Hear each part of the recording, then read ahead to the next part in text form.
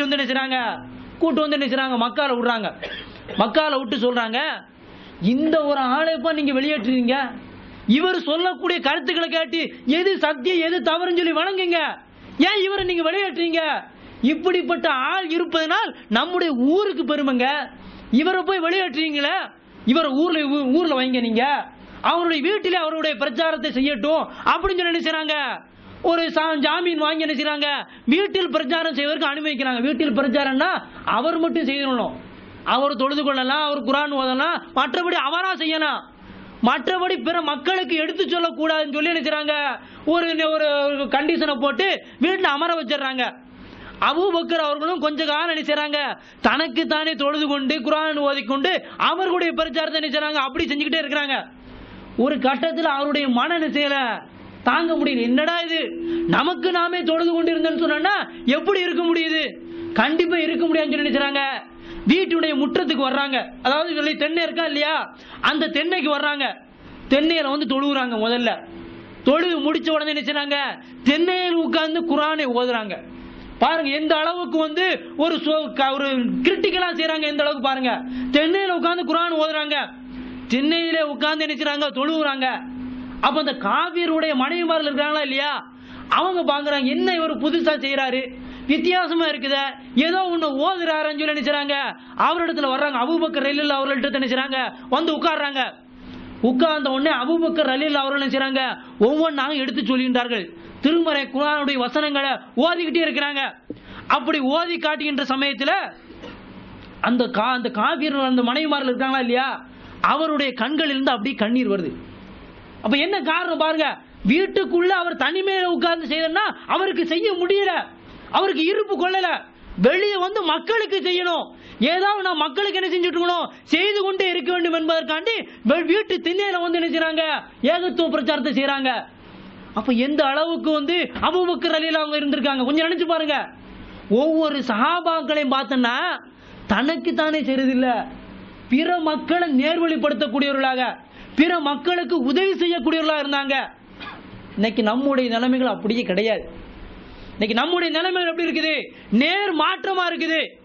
அதனால தானங்க இன்னைக்கு எந்த அளவுக்கு இன்னைக்கு வரதட்சணை பத்தி பேசினானோ, இன்னைக்கு நம்முடைய சமுதாயத்தில் என்ன பேசுவாங்க தெரியுமா, அட என்னப்பா அவன் வரதட்சணை பத்தி பேசுவான், என்னத்தை பேசினான்னு கேள்வி வாங்கிடுவாங்க.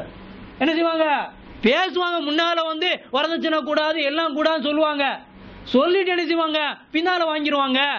இன்னைக்கு அந்த நிலைமை ஏற்படுறதுக்கு யார் காரணம் கொஞ்சம் நினைச்சு பாருங்க. அட நம்ம தான் வரதட்சணை பத்தி பேசணும், நாம தான் வாங்க கூடாதுன்னு சொல்றோம், இருந்தாலும் நமக்கு கெட்ட பேர் ஏற்படுவதற்கு என்ன காரணம், நம்முடைய செயல்பாடுகள் சரியில்லை. இன்னைக்கு நம்முடைய செயல்பாடு எப்படி இருக்குது, சரியில்லாம இருக்குது. அட இப்படி இருந்தா நாளைக்கு மறுமையில சொர்க்கம் செல்ல முடியுமா? அட அல்லாஹ்வை சந்திப்பதை பத்தி அல்லாஹ் தஆலா தன்னுடைய திருமறை குர்ஆன்ல சொல்லும்போது நபிகள் நாயகம் ஸல்லல்லாஹு அலைஹி வஸல்லம் வந்து அதாவது திருமறை குர்ஆன்ல அல்லாஹ் தஆலா கூறி காட்டும் சமயத்துல, இன்னமா அன பஷரும் மிஸ்லுக்கும், நானும் உங்களை போல ஒரு மனிதன் தான், நீங்க என்ன செய்றீங்களோ அது மாதிரி தான் செய்றேன், நீங்க சாப்பிடுறீங்க, நீங்க திருமணம் முடிச்சிருக்கீங்க, நானும் சாப்பிடுறேன், நானும் திருமணம் முடிச்சிருக்கிறேன், எல்லாத்தையும் நானும் செய்றேன், நீங்களும் செய்றீங்க. யூகா இலைய அன்னமா இலாஹுக்கும் இலாஹும் வாஹிதும், உங்களுக்கு எங்களுக்கு எனக்கு உள்ள வித்தியாசம் என்ன தெரியுமா, எனக்கு அல்லாஹ்ட்ட இருந்து வஹி வருது, வேற எந்த ஒரு விஷயம் கிடையாது. அப்படி சொல்லிட்டு அல்லாஹ் அதுக்கு தொடர்ச்சியா சொல்றான், ஃபமன் கான யர்ஜு லிகா ரப்பி, தன்னுடைய இரட்சகனை சந்திப்பதற்கு யார் நாடுகின்றாரோ, யார் ஆதரவு வைக்கின்றாரோ, ஃபல் யஅமல் அமலன் சாலிஹன், அவர் நல்ல செயலை செய்து கொள்ளட்டும்.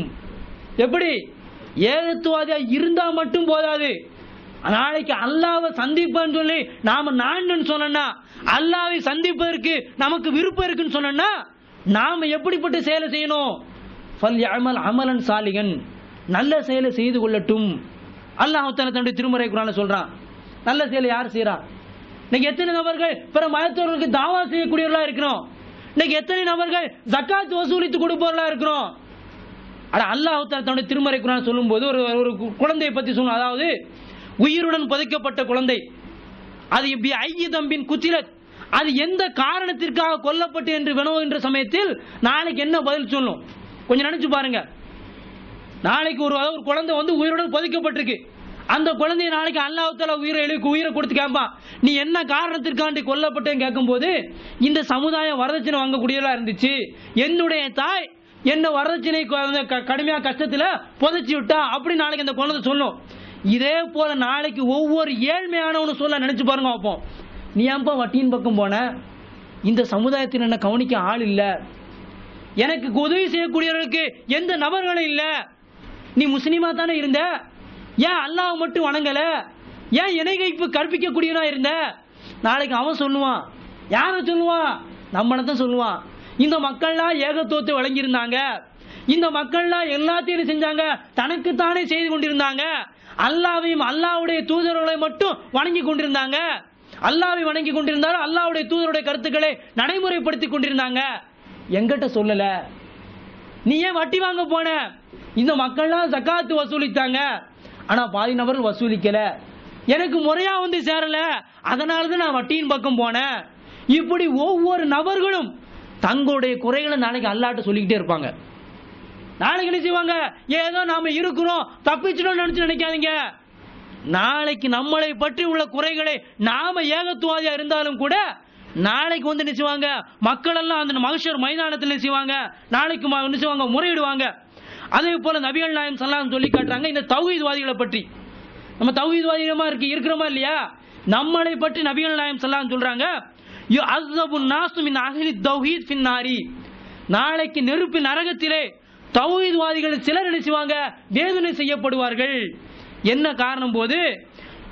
துதுரிக்குஹுமுர் ரஹ்மத்து, அதாவது வேதனை செய்யப்பட்டு அவர்கள் நினைச்சுவாங்க ரஹ்மத்தால காப்பாற்றப்பட்டு நாளைக்கு வந்து கொண்டு போய் உணர்ச்சுவாங்க சொர்க்கத்தில் போடப்படுவாங்க. அப்ப என்ன காரணம் சொல்லி கேட்கின்ற சமயத்துல அவங்க எல்லாம் சொல்லுவாங்களா, நாங்க செய்யக்கூடியலாம் இருந்தோம், பிற மக்களுக்கு என்ன செய்யல எடுத்து சொல்லக்கூடியலாம் இல்ல, செஞ்சோம் ஆனா செய்யறதுல எப்படி இருந்தோம், நாளைக்கு நாங்க குறைபாடுகளா இருந்தோம், பிற மக்களுக்கு எடுத்து மட்டும் நாங்க சொன்னோம், நாங்க அதை நடைமுறைப்படுத்தக்கூடியலாம் இல்ல. அப்ப சொல்லி எப்படி இருந்துச்சு? எல்லாம் சொன்னோம், ஜக்காத் வசூலிக்கணும், ஏழைகளுக்கு கொடுக்கணும், நாம ஏகத்துவாதியா இருக்கின்ற மாதிரி நம்முடைய குடும்பத்தோர்ல இருக்கணும், நம்முடைய அன்றார் உற்றார் உறவினர்கள் அனைவரும் சொர்க்கத்துக்கு செல்லணும் சொல்லி நாங்க பிரச்சாரம் பண்ணோம். ஆனா நாங்க நடைமுறைப்படுத்தல. எப்படி வந்து நிக்கும்? நாங்க நடைமுறைப்படுத்தல, சொன்ன மட்டும்தான் நாங்க செஞ்சோம், நடைமுறைப்படுத்தல. தூக்கி அல்லா செய்வான், அல்லாஹ் தஆலா நரகத்தை போடுவான். அதுக்கப்புறம் அவங்க சொர்க்கத்துக்கு வருவாங்க. ஆனா முதல்ல எங்க தான் போவாங்க? நரகத்துக்கு போயிட்டு தான் வருவாங்கிறத நபிகள் நாயகம் ஸல்லல்லாஹு அலைஹி வஸல்லம் அவங்க சொல்லி காட்டுறத பார்க்கணும். ஆனா நீங்க இருக்கக்கூடிய நம்ம ஏகத்துவாதிகள் ஆனா முழுமையாக உங்களை அவங்க வந்து இந்த ஜமாத்தோடு இணைத்து அல்லாஹ்வும் அல்லாஹ்வுடைய தூதர் அவர்களுக்காக பாடுபடுங்கன்னு சொல்றோம். அட இப்ராஹிம் அலைஹிஸ்ஸலாம் எந்த அளவுக்கு இருந்தாங்க தெரியுமாங்க? இன்ன ஸலாத்தி வ நுசுகி வ மஹ்யாய வ மமாத்தி லில்லாஹி ரப்பில் ஆலமீன்.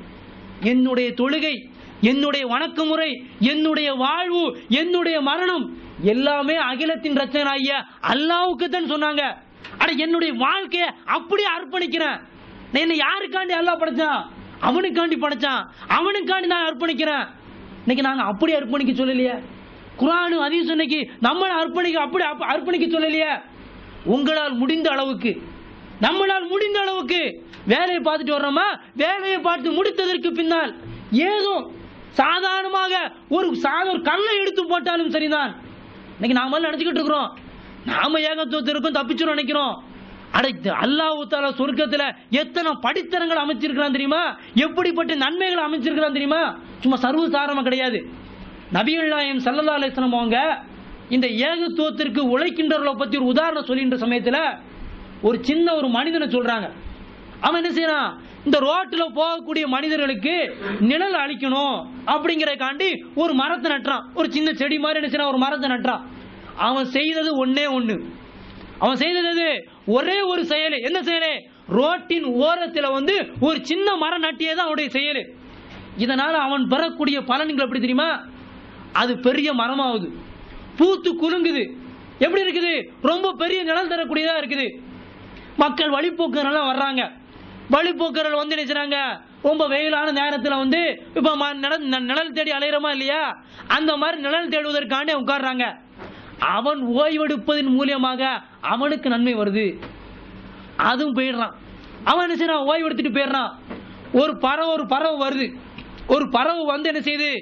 அந்த பழத்தை, அந்த மரத்தில் பூத்து குலுந்த அந்த பழம் இருக்குதா இல்லையா, அந்த பழத்தை கொத்தி சாப்பிடுறது. அந்த பறவையின் பசியை அடக்கியதற்காக வேண்டி அவன் நன்மை அடைகின்றான். ஒரு திருடன் வர்றான். திருடன் வந்து நினைச்சுனா